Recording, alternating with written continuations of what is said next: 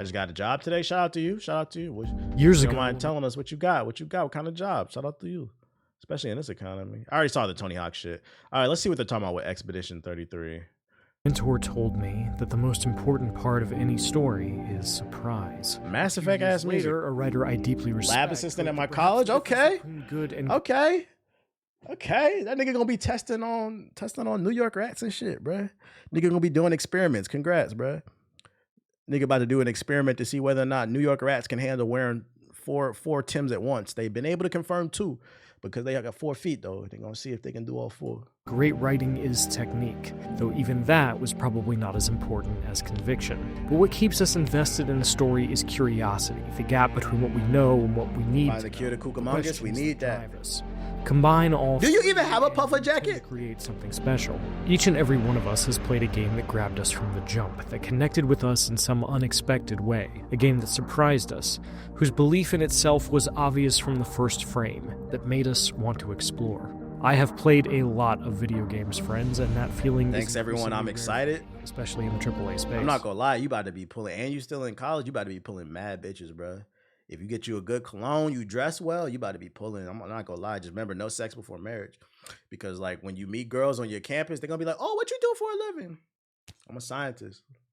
Oh my God, this nigga's smart. I'll tell you that Clair Obscur Expedition throwing some ass grabbed me by the throat. No sex before marriage, baby. Didn't let go. And he respects me. The 3.5-hour demo I played twice. Nigga's a scientist. I love that shit. That's some powerful magic. Expeditioners, we do not take for granted that you dedicate your final year of life to keeping hope alive for all of Lumiere. If you're unfamiliar, Clair Obscur Expedition. This art design is crazy. It's a pretty fascinating setup. See, there's this being called the Paintress, and every year she paints a new number. When she does, every person of that age dies. Poof, vanishes, turns to dust. Do not pass go, do not collect $200.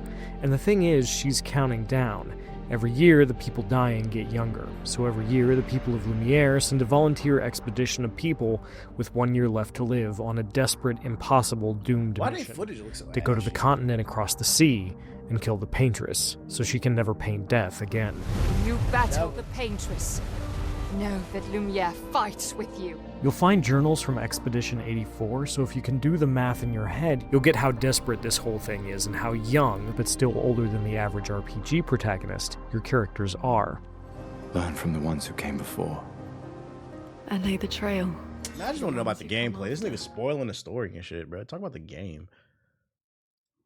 With hidden grapple points, platforming, goodies, and secrets to find, and tough optional bosses to take on. But this isn't an open world game, and it's better for it. Expedition 33 reminds me of Final Fantasy X. These environments may be linear, but they're gorgeous. That's a bold statement, chat. You're standing atop a hill looking at the indigo tree, or both underwater and somehow not, Expedition 33 is a visual feast, and I stopped in every environment I entered to marvel at the beauty and composition on display.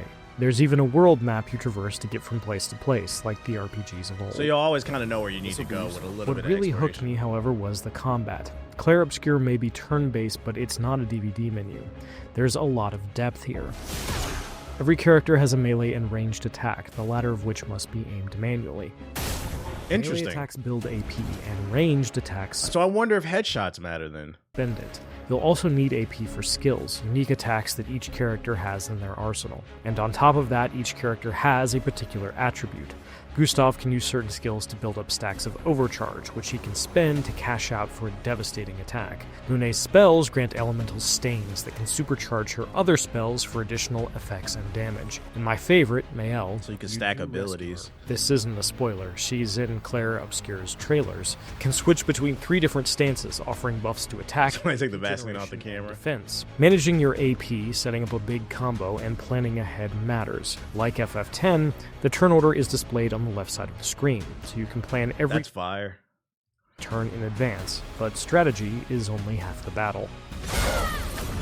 The other half is moment-to-moment execution. You don't just choose an option and wait for a canned animation to play out. When an enemy attacks you, you can dodge, parry, or jump to avoid it. Dodging avoids attacks, while parrying nets you a potentially huge counterattack and awards AP, but has a tighter window. Oh, that's different. That's fire. They taking it even further.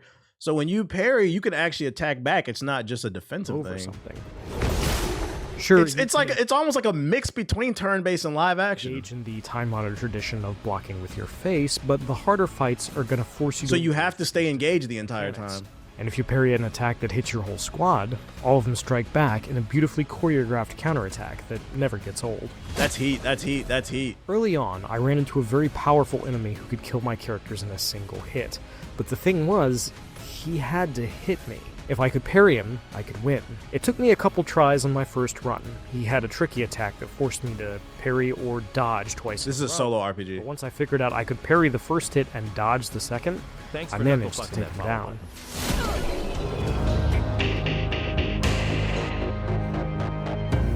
Then there's the back-end stuff. I believe this is going to be on Game Pass. What up, Easy? Pictos and Luminas. You can equip up to 3 Pictos to any character, which provides buffs like shooting this enemy might light them on fire, or attacks do more damage, or killing an enemy grants more AP, as well as stat upgrades. So they got a perk When system. enough Perk battles are 30. equipped, and you can have everyone else equip its effects, minus the stat bonuses.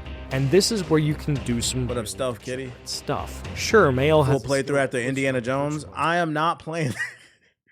Hey, why you do that? I don't know why that's so funny to me. This nigga trying to put Indiana Jones on my body. I do not like Indiana Jones, and I never will like. If you like it, I respect that, but I have no interest in being Indiana Jones. I don't want to run from big ass boulders. No, thank you. stands where she does I 200 think it tried to put that shit on my body. if she uses it while an enemy is burning. Normally, you'd have to have somebody use another skill to set this up. But what if you gave Gustav and Lune a Lumina that means their You range don't like attacks whipping are people? likely to Nah. set enemies on It hurts fire? my ancestors. Or maybe you equip a Picto that cranks up your base attack damage, or that awards more AP for nailing a parry, allowing you to stay on the offensive longer than you'd normally be able to. Then you're cooking with gas. But they Combine Nazis, all so of they that, proud. and battles offer Oh, yeah, you're right. That nigga does fight Nazis. You're right. All right, we can whip Nazis. We can whip Nazis. That's the only exception. a lot of interesting choices. If someone's low on health, do you spend an item or AP to bring them back up? Or do you bet it all on dodging or Are you interested in the first Berserker by chance? How do you- I might be streaming the game. They actually reached out to me via email, so I might be streaming. We'll see. level up your characters? Who gets Will what I beat it? skills? I don't know. It's too many games coming out this month. Stats, and they don't have to spend Lumina points to get that effect. And on it goes. And through it all, What up, Cam? Civilization 33 is constantly finding new ways to make itself interesting. What's a Gestrel, and why is Lune obsessed with them? Might be a hot take, but every time I see this game, I feel like it's gonna win Game of the Year. It looks like it has Game of the Year potential. Are all these beings actually hostile? Some of them seem pretty friendly. I don't want to know shit about the story. I just wanted to learn about the game. The game looks fire. If you want to watch the whole video, here you go. I don't want to know about the story because it's not even an open world game. So this is gonna be a very story driven game. So I'd rather just play it. If you're watching on YouTube, hit the like button. I see it's 500 people in there. So, you know what's funny? Somebody in the chat said something about what's that joint? Damn.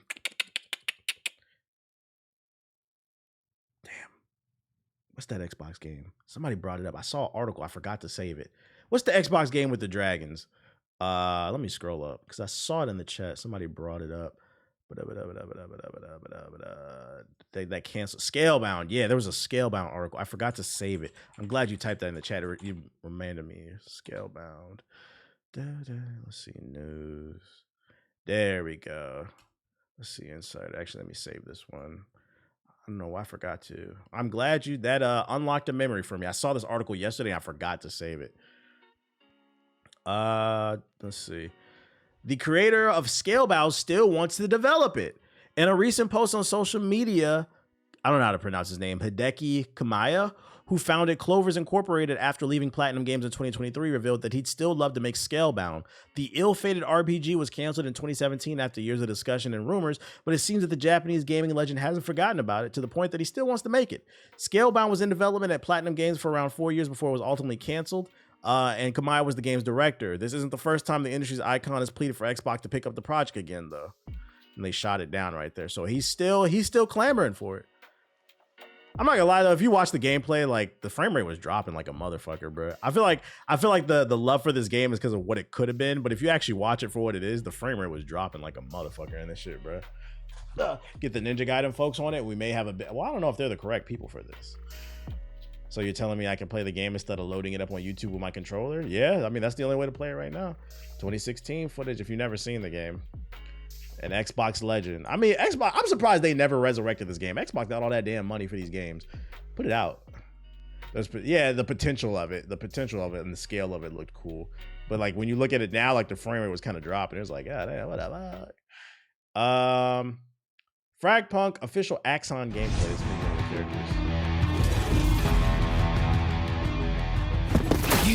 You sensed my genius, didn't you? Oh, a fellow artist. Oh, he's tickling himself. You ready for this, Siggy?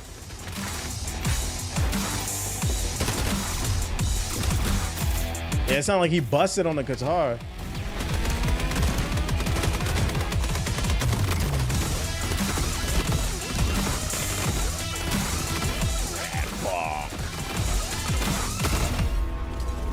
March 6th, so that's this Thursday. I'll probably be on it. At least for a day or two. See how it rocks. Though. I like the beta when we played it. It's free to play, by the way. If you don't know what it is, it's like a mix between Call of Duty and Valorant. It's too many fucking games. Anybody who tells you they don't got no games to play is a fraud. Too many games. Look at this video. How gamers' reactions are ruining game experiences. In the thumbnail, it's fucking Asmongold. I was wrong to have fun. I would say overreactions, not reactions, but over everybody. The need for everybody to have a hot take has ruined nuance in conversation. So when somebody brings some type of nuance to the conversation, they call you a corporate shill. Everhood 2. What the hell? All these piccolos.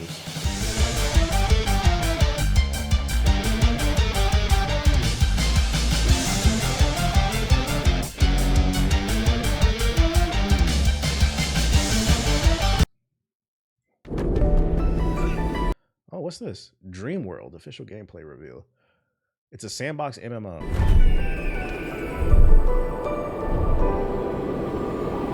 It's a silent close. Bring your dreams to life. 100% player built. Yeah, you lost me at build the game. You two can drop $70 to build. Nigga, you built the game, bro. What the fuck is this? Hot Pot? No. Absalom. We've taken assets from Unreal Engine 4, threw them in the game, and you could make your own. Like, I might as well just download Unreal Engine. Absalom.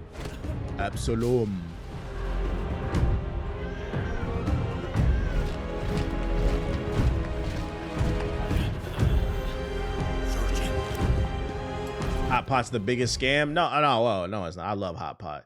For Hot Pot, you're paying for the cuts of meat you get.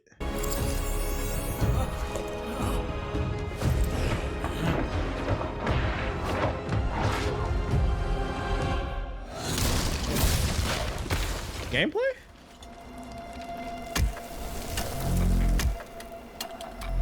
Oh, here we go. We got some gameplay. Here we go. Ooh, the art style's cool.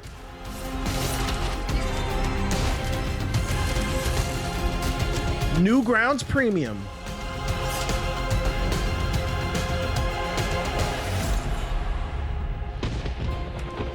I like the art. I just don't know what I watched.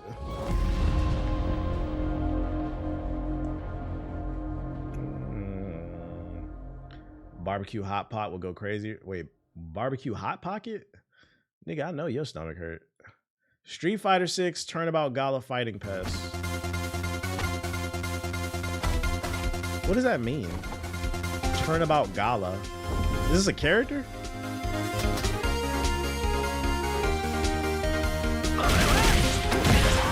I don't know this character. I'm ignorant. Where are they from? Is it from Streets of Rage? Where's this from? PvE stuff. New character. It's a Phoenix Wright cameo. He's from Phoenix Wright, the attorney game? What?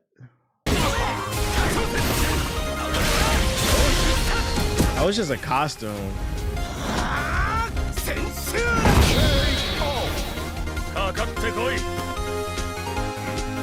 Yeah, this is a hard pass. No thanks. I was thinking it was a new character. It's just a skin. We already watched the preview of that. I'm good. If you do want the gameplay though, here you go. And then let's see, Project Haven.